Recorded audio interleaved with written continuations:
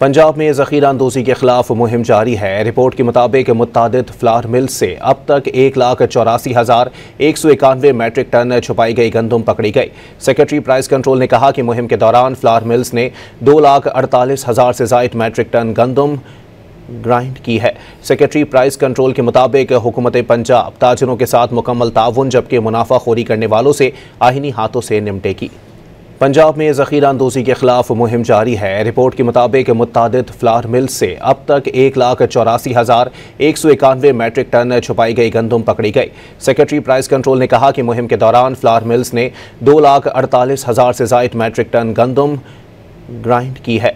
Secretary price control के मुताबिक हुकूमत पंजाब ताजिरों के साथ मुकम्मल ताउन जबकि मुनाफाखोरी करने वालों से आहिनी हाथों से निपटेगी।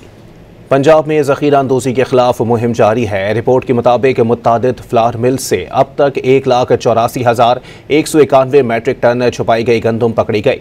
सेक्रेटरी प्राइस कंट्रोल ने कहा कि मुहिम के दौरान फ्लावर मिल्स ने 2,48,000 से ज़ायद मैट्रिक टन गंदम ग्राइंड की है। सेक्रेटरी प्राइस कंट्रोल के मुताबिक हुकूमत पंजाब ताजिरों के साथ मुकम्मल ताउन जबकि मुनाफाखोरी करने वालों से आहिनी हाथों से निपटेगी।